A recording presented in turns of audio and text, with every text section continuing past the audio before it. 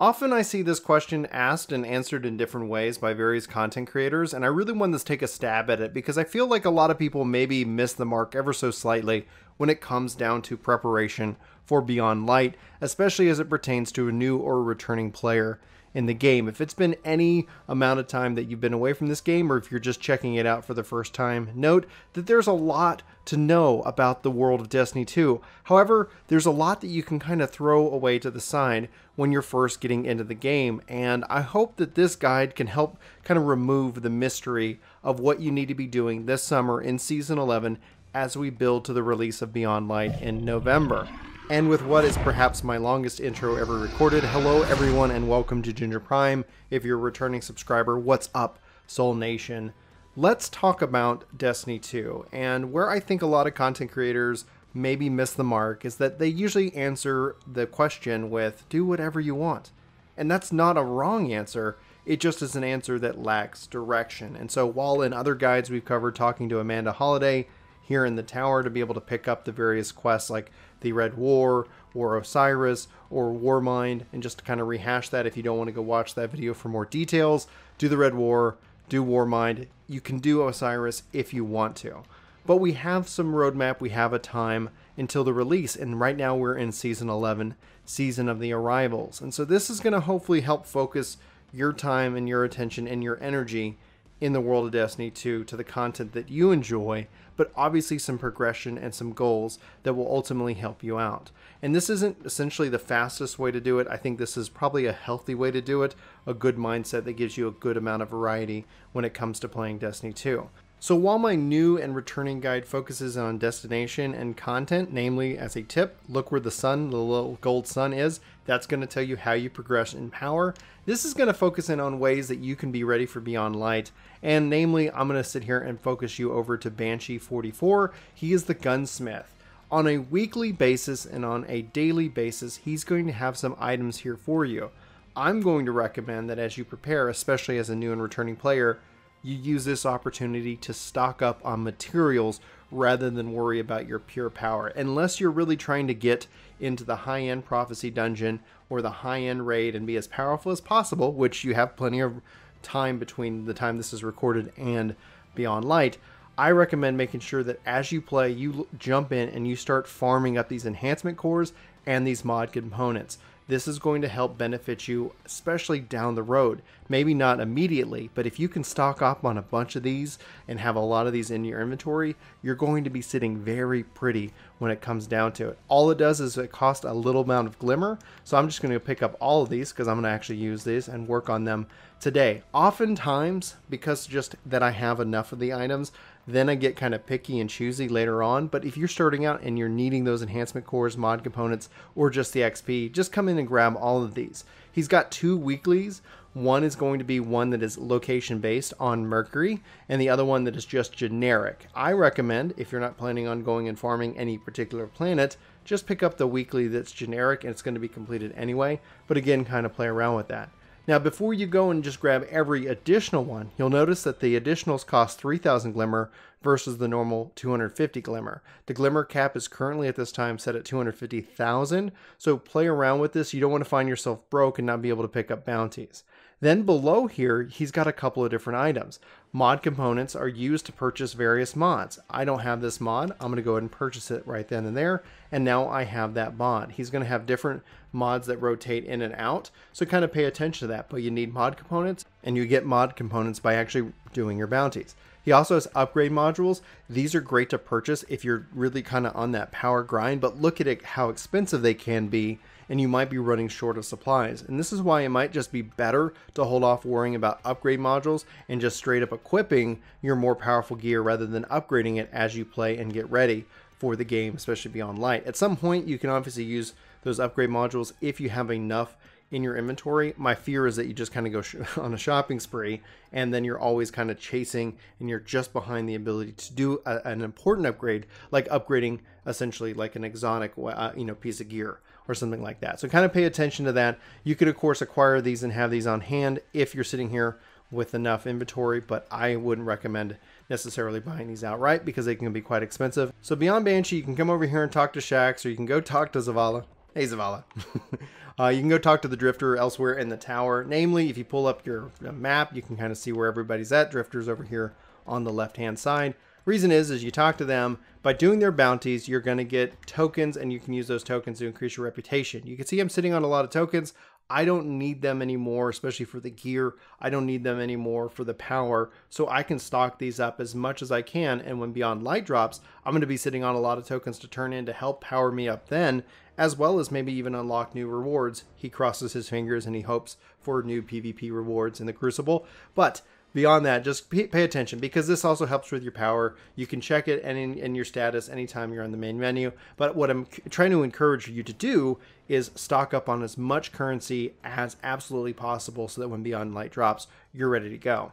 So again, this isn't really focusing on the content so much. We'll talk about that here in a little bit as a tip, but more or less about kind of the drive.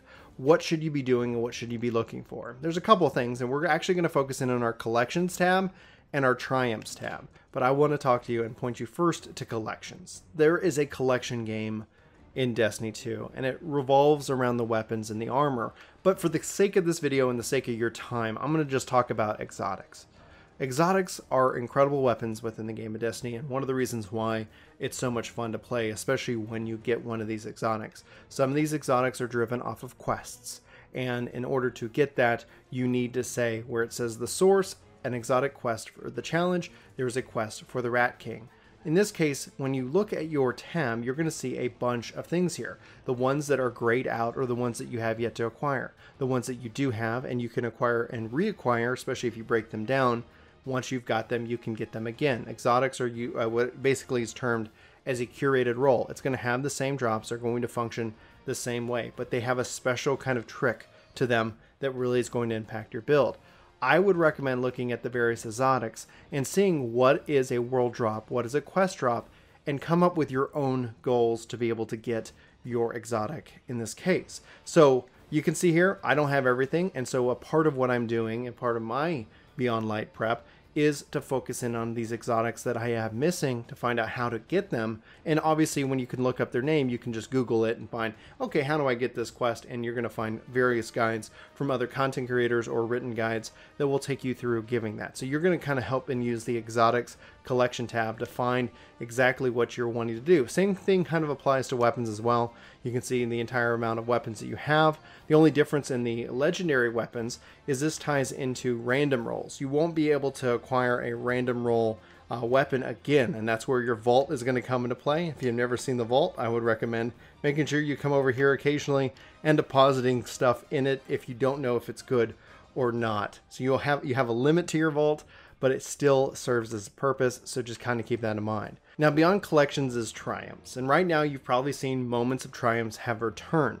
These are opportunities to do feats within the game. So if you're looking for what should you be doing beyond like trying to collect a certain weapon or clear certain quests, this is where triumphs comes into play. And you can see the various triumphs that you get, and when you have the little plus sign, you can do so and your little triumph score increases.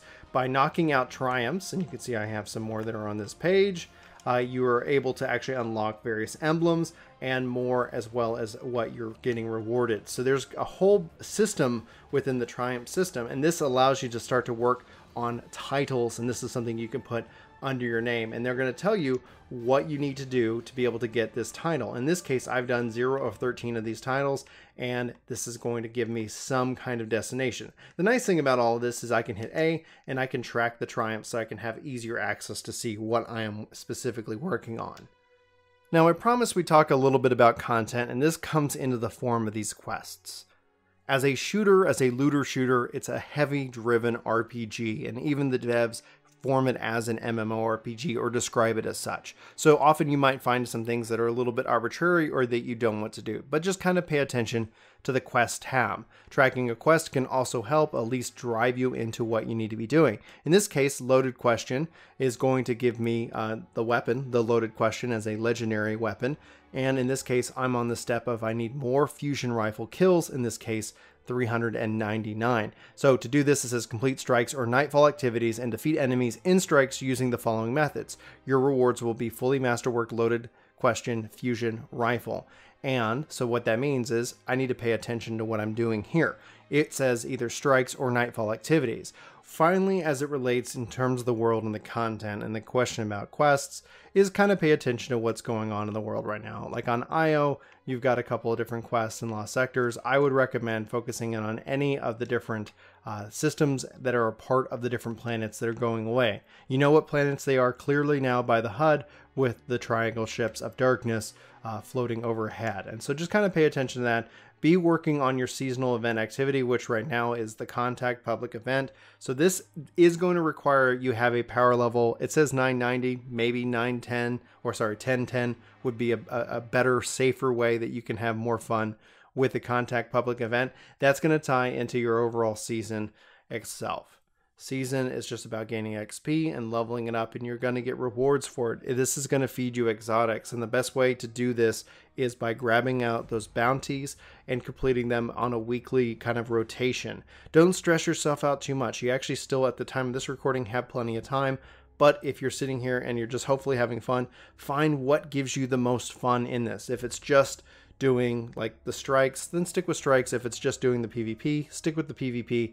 It's going to fill up and level up. Obviously, if you go and look at it as a broader perspective, if you go and focus in on like the Contact public event, doing the weekly missions, doing your bounties for all your vendors, and doing the kind of the weekly quest, you're going to see that that's going to fill up really fast, and hopefully you're going to have a good time with the content in hand. If you guys have any questions about what you should be doing, or if you're confused by anything I shared in this video, let me know in the comments below. I can help try and clarify and help give you some kind of direction when it comes to the game itself. You can see here I'm tracking some quests here in the Dreaming City. There's still plenty of things for me to do, and hopefully this has been help, and hopefully this has given you some direction. But for Ginger Prime, my name's Brian. Thank you so much for watching. I hope to see you in my next video, but until then, take care.